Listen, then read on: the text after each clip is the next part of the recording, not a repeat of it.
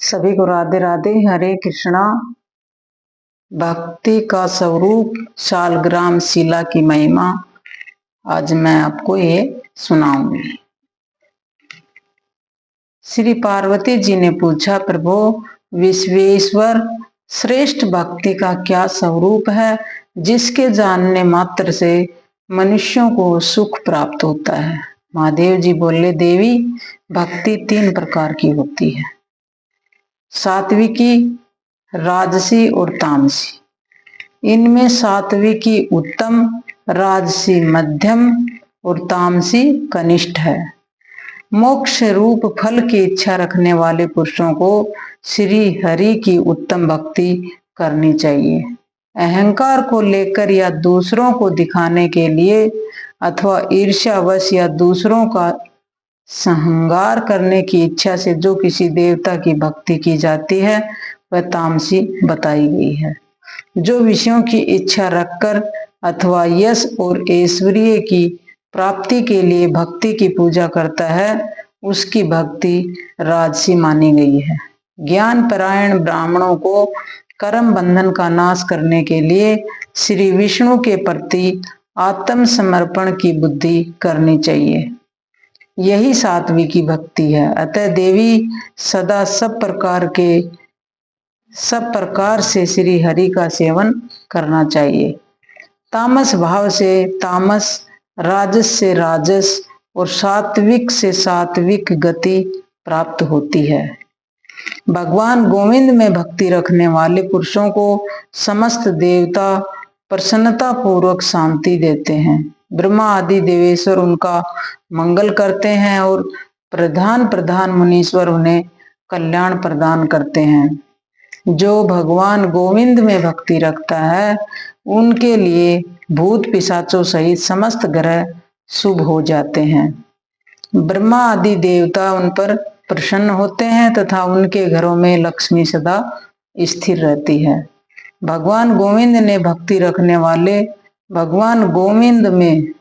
रखने वाले मानवों के शरीर में सदा गंगा, गया, नैमिषारण्य, काशी, प्रयाग और कुरुक्षेत्र आदि तीर्थ निवास करते हैं। इस प्रकार विद्वान पुरुष भगवती लक्ष्मी सहित भगवान विष्णु की आराधना करें। जो ऐसा करता है वह ब्राह्मण सदा कृत्य होता है, इसमें तनिक भी संदेह नहीं है। पार्वती क्षत्रिय, वैश्य अथवा शूद्र ही न हो, जो भगवान विष्णु की विशेष रूप से भक्ति करता है वह निस्संदेह मुक्त हो जाता है। पार्वती जी ने पूछा, सुरेश्वर, इस पृथ्वी पर शालग्राम शिला की विशुद्ध मूर्तियां बहुत सी हैं, उनमें से कितनी मूर्तियों को पूजन में ग्रहण करना चाहिए। महादेव जी बोले, देवी जहां शालग्राम शिला की कल्याणमयी मूर्ति सदा विराजमान रहती है उस घर को वेदों में सब तीर्थों से श्रेष्ठ बताया गया है। ब्राह्मणों को 5, क्षत्रियों को 4 और वैश्यों को 3 और शूद्रों को 1 ही शालग्राम मूर्ति का यत्न पूर्वक पूजन करना चाहिए। ऐसा करने से वे इस लोक में समस्त भोगों का उपभोग करके अंत में भगवान विष्णु के सनातन धाम को जाते हैं।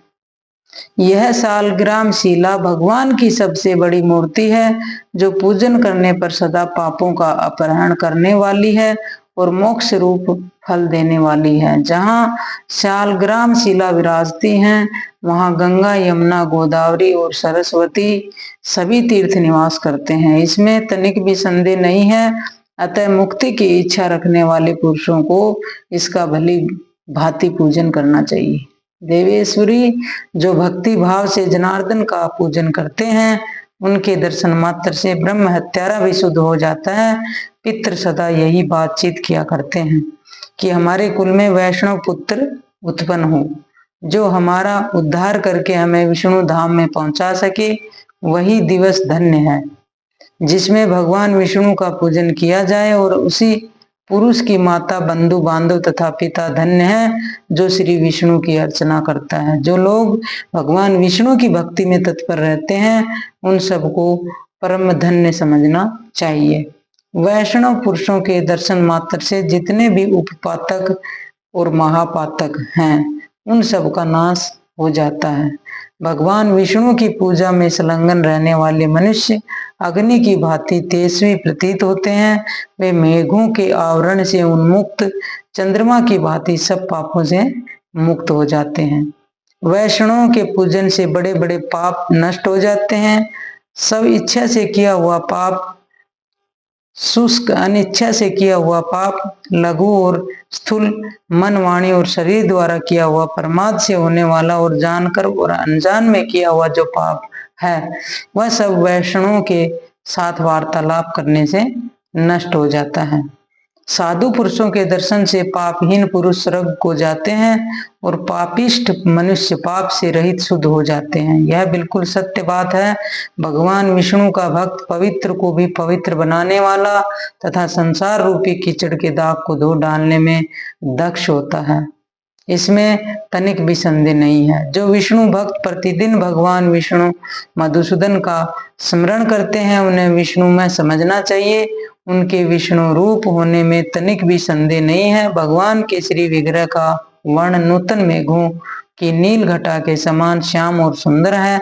नेत्र कमल के समान विकसित एवं विशाल है।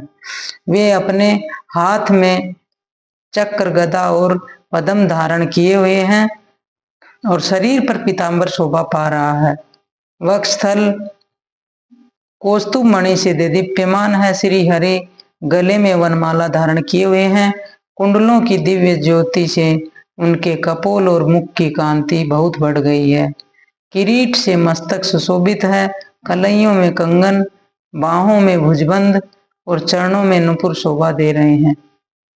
मुख कमल प्रसन्नता से खिला हुआ है। 4 भुजाएं हैं और साथ में भगवती लक्ष्मी जी विराजमान है।